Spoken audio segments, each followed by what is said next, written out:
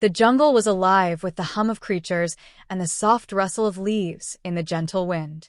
Shalara crouched low behind a cluster of bioluminescent ferns, her small purple frame blending seamlessly with the glow of the plants. Her cybernetic limbs made no sound, designed to move with precision and stealth. She clutched a jagged piece of crystal, her only weapon, her bright eyes darting through the dense foliage. Stories had warned her of humans, the towering predators who crossed galaxies, consuming everything in their path. And now one of them was here. She had spotted him hours ago, trudging through the jungle, his black armor gleaming under the fractured sunlight. He was enormous, at least 10 times her size, and carried tools she couldn't understand. From her vantage point, his every step seemed to shake the earth. Her pulse quickened. Humans were said to be ruthless, their appetite insatiable, devouring creatures like her without hesitation. She tried to control her breathing, but her chest rose and fell rapidly. He was getting closer. The human paused, scanning the environment. Shalara stiffened.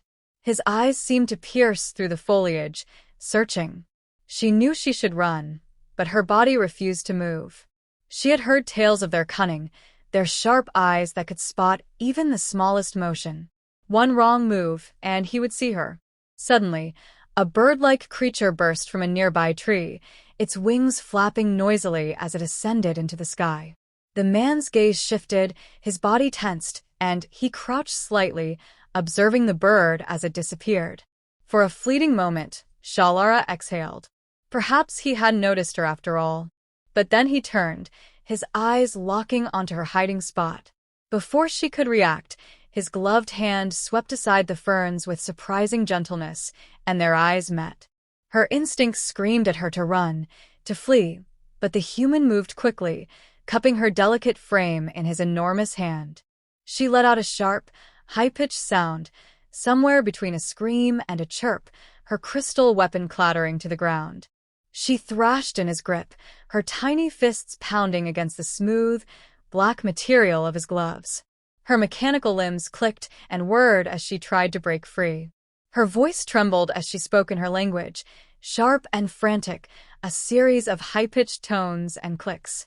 She didn't know if he understood her, but she didn't care. "Let me go. You monster. You won't eat me." The human tilted his head slightly, watching her with an expression she couldn't interpret. His grip, though firm, was not crushing. She expected pain, expected him to toss her into his mouth or tear her apart. Instead, he raised her to eye level, his face calm and curious. Shalara froze. This was it. She squeezed her eyes shut, waiting for the end. But it didn't come. Instead, she heard a low, rumbling voice. The human was speaking, though the words were incomprehensible to her. His tone, however, was soft, almost soothing. She cracked one eye open, confused. He shifted slightly, adjusting his hold, so she sat more comfortably in his hand. Her fear didn't dissipate, but confusion now mingled with it. Why wasn't he hurting her? Was this some kind of game? The human's other hand moved, and she flinched, expecting the worst. Instead, he opened a small compartment on his armor and pulled out a packet of food. He tore it open and offered a tiny piece to her. The scent wafted to her nose, sweet, not threatening. She glared at him, her mind racing. Was this a trap? Lure her with kindness, then strike when she least expected it? Her stomach growled, betraying her hunger. She hadn't eaten in days, but she refused to give in. She crossed her arms defiantly, her mechanical fingers clicking softly against her skin. The human chuckled, a deep, resonant sound. Shalara narrowed her eyes. Was he mocking her? She hissed, baring her small but sharp teeth, and he stopped, his expression shifting to something more serious. Slowly, he pulled the food back toward himself and mimed eating it, then pointed to her. She tilted her head. His actions were deliberate, not aggressive. He wasn't forcing her, he was offering. Still, she didn't trust him. The stories had to be true. Humans didn't just share. Did they? As if sensing her hesitation, the human set her down gently on a mossy rock. She immediately scrambled back, putting distance between them, though she didn't run. He placed the food piece on the rock, then sat back, crossing his legs and holding his hands up in a non-threatening gesture. Shalara watched him closely. This didn't make sense. Humans were supposed to be cruel, mindless beasts, but this one was different. He wasn't attacking her, wasn't devouring her, wasn't even holding her anymore. Her gaze flicked to the food. The scent was enticing. Hunger won out. She edged closer, keeping her eyes on the human the entire time. Her small hands darted out, snatching the food, and she retreated to a safe distance before taking a cautious bite. The sweetness exploded on her tongue, and she couldn't stop herself from devouring it. The human watched her silently, a faint smile on his lips. When she finished, she glanced back at him, still wary but less afraid. He tilted his head again, as if trying to figure her out. She didn't understand his expression, but it didn't seem threatening. As the minutes passed, Shalara's breathing slowed.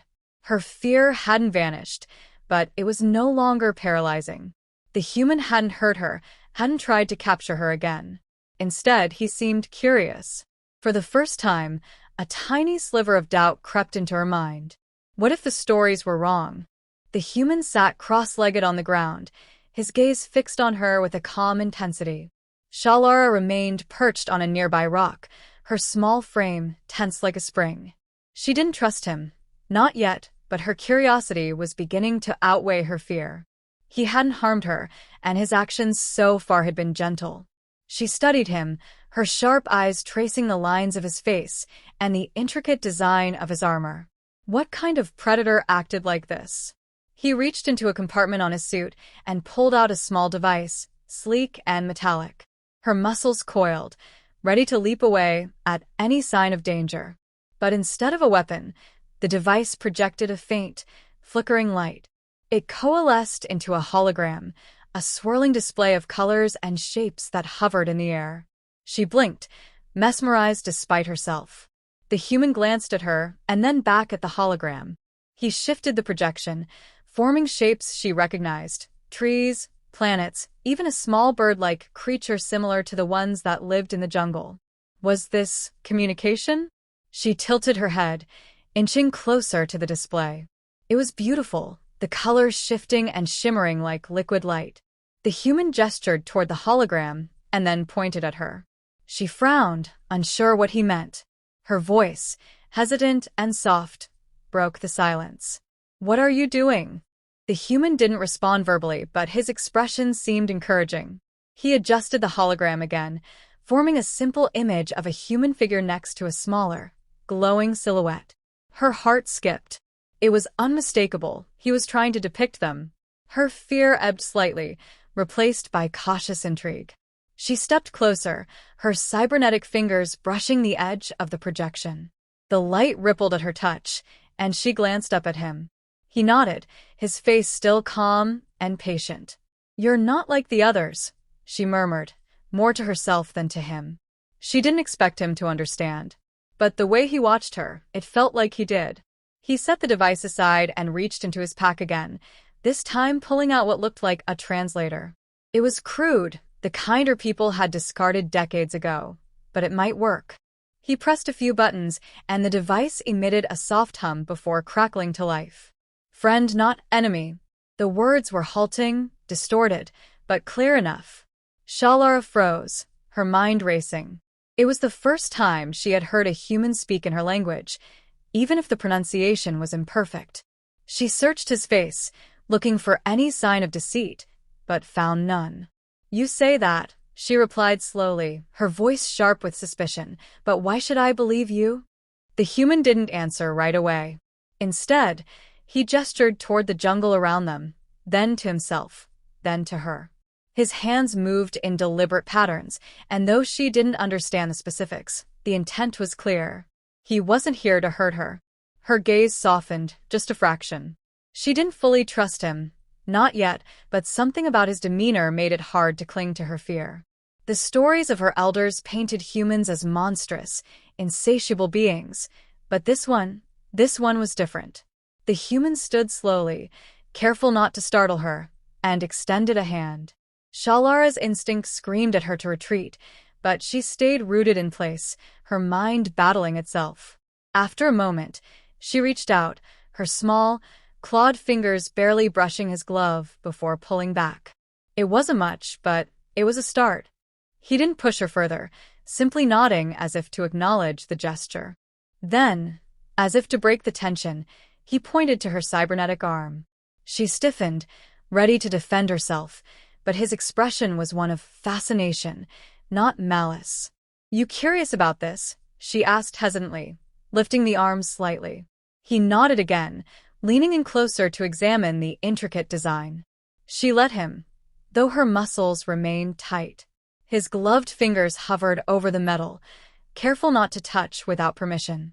"It's not a toy," she said, her tone defensive. "It's a part of me. Don't forget that." The human gave a slight bow, an odd but respectful gesture. It caught her off guard, and she couldn't help the small laugh that escaped her lips. "You're strange," she said, her voice softer now. "I don't understand you." For the first time, she thought she saw him smile. It was faint, barely there, but it warmed something inside her she didn't realize had grown cold. As the jungle around them buzzed with life, the two sat in silence, a fragile truce forming between them. Shalara's fear wasn't gone, but it had shifted into something more manageable. Curiosity, hope, and the faintest glimmer of trust. The human's movements remained slow and deliberate, as though he understood how easily the fragile connection between them could break. Shalara found herself studying him again, trying to reconcile this gentle giant with the terrifying image of humans she had grown up fearing. He took out another device, this one smaller and simpler, and held it up for her to see. It emitted a soft pulse of light, cycling through a range of colors. She narrowed her eyes, unsure of his intentions. He placed the device on the ground between them, letting it sit harmlessly. The lights flickered in a rhythm, almost hypnotic, and she tilted her head, drawn to it despite herself. "What is that?" she asked, not expecting an answer. The translator crackled again, delivering his halting reply. "Beacon. Signal to help." "To help," she repeated, skepticism lacing her tone. "Help who? Me?" The human nodded, then gestured around them, his motions clear even without words. He wasn't just here for himself, he was offering her something, though she couldn't yet grasp what. "You think I need your help?" she scoffed, folding her arms across her chest. "I've survived this long without you." His gaze didn't waver, and he simply gestured to her cybernetic arm. The implication was clear: surviving wasn't the same as thriving. Her cheeks flushed with a mix of anger and embarrassment. "I don't need fixing," she said sharply, her voice trembling slightly. "I'm not broken." He didn't argue, but his expression softened, and she hated how it made her feel. It wasn't pity, at least it didn't seem like it. It was something quieter, gentler. Understanding, maybe. The silence stretched between them, filled only by the hum of the jungle. Finally, he reached for the beacon again, pressing a button that changed the light pattern. This time, it projected a simple map of the surrounding area. Shalara leaned in despite herself, her sharp eyes scanning the image. "What's this supposed to be?" she asked, her tone still guarded. He pointed to a glowing dot on the map, then to himself. Another appeared, and he gestured to her. It didn't take her long to piece it together. "This is where we are," she said slowly, pointing to the two dots. And this, she traced a path on the map, leading to a larger, pulsating mark. "What's this?" The translator crackled again. "Safe. Shelter." She stared at him, suspicion flaring anew. "You want me to go with you? To this safe place?" He nodded, his gaze steady. "And why should I trust you?" she demanded, her voice rising. "You expect me to believe you're doing this out of the goodness of your heart? Humans don't work that way." The human didn't react to her outburst, instead pointing to the map again. He tapped the larger mark, then gestured to the jungle around them. His meaning was clear: it wasn't safe here. Shalara's fists clenched, her cybernetic fingers digging into her palms.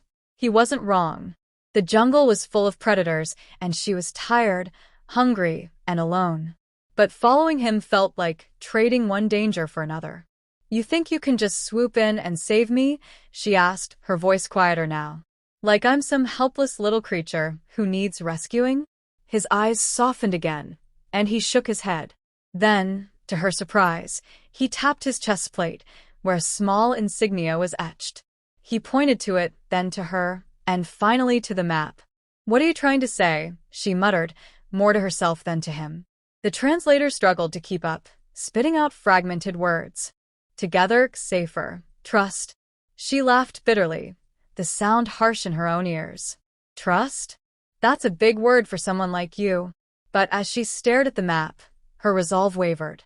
The path he was showing her led to a place she hadn't dared to imagine, a sanctuary. Could it be real? Or was this just another trick, another way for humans to assert their dominance? Her eyes flicked back to him. He was waiting, patient but not pressuring her. That, more than anything, made her pause. If he wanted to force her, he could have done it already. Instead, he was leaving the choice to her. Finally, she sighed, the weight of her decision settling on her shoulders. "Fine," she said, her voice tight. "I'll go with you. But don't think for a second that I trust you." The human nodded, as if he hadn't expected anything else. He picked up the beacon, deactivating the map, and rose to his feet. Shalara hesitated, then climbed onto his offered hand, her small frame dwarfed by his massive palm. As he began to move, she clung to his glove, her mind racing. This could still be a mistake, a trap she'd regret falling into. But for now, she had made her choice. And for the first time in a long time, she felt something close to hope. The journey through the jungle was eerily quiet, the usual cacophony of life subdued as the human carried Shalara. She sat perched in his hand, her cybernetic arm gripping his glove for balance. She didn't speak, and neither did he, the silence broken only by the soft rustle of leaves and the occasional snap of a twig underfoot.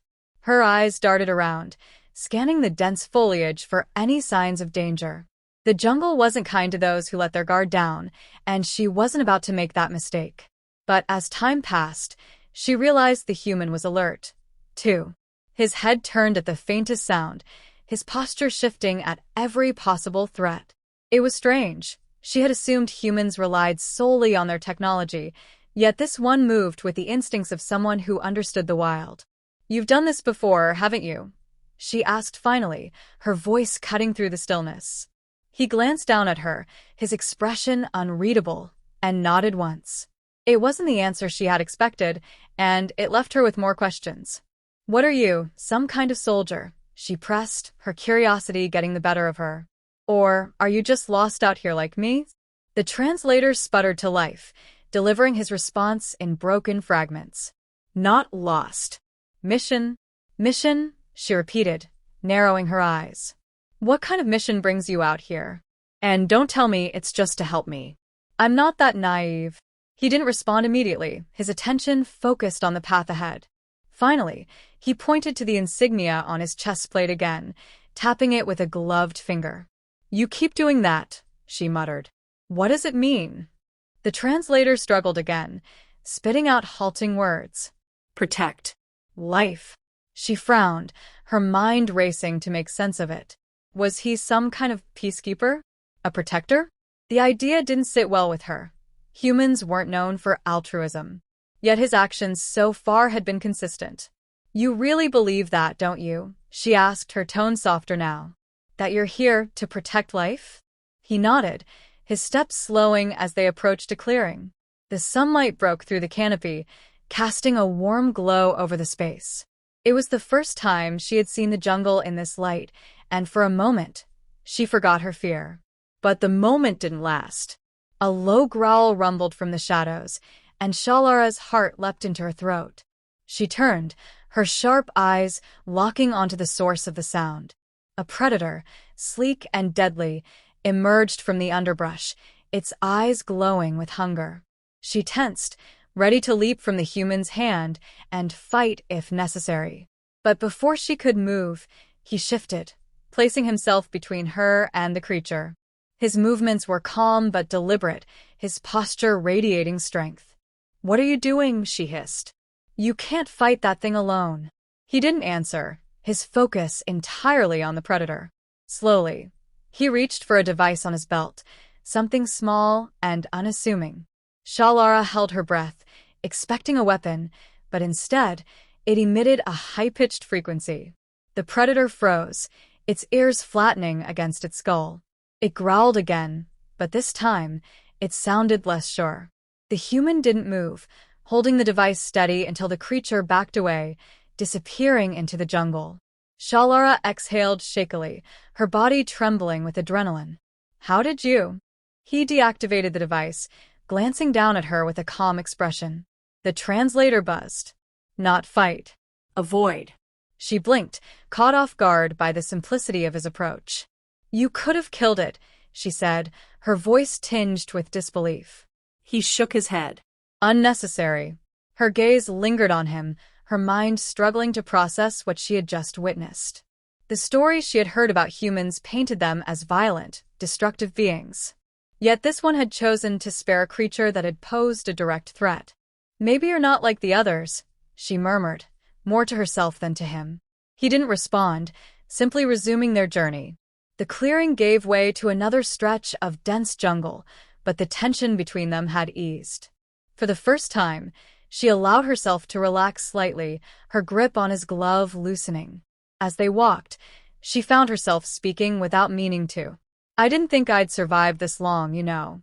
After the crash, I thought it was over. I was ready to give up." The human glanced at her, his expression attentive, but not intrusive.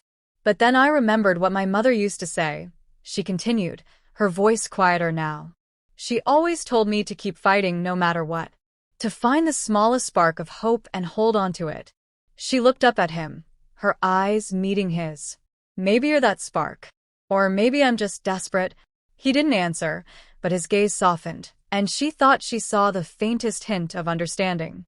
The rest of the journey passed in silence, the two of them moving in unspoken harmony. When they finally reached the edge of the jungle, Shalara's breath caught. In the distance, a structure rose above the trees, its sleek design stark against the natural landscape. She turned to the human, her voice barely above a whisper. "That's the safe place, isn't it?" He nodded, his expression calm but resolute. For the first time, she felt a flicker of genuine trust. Maybe, just maybe, he wasn't her enemy after all.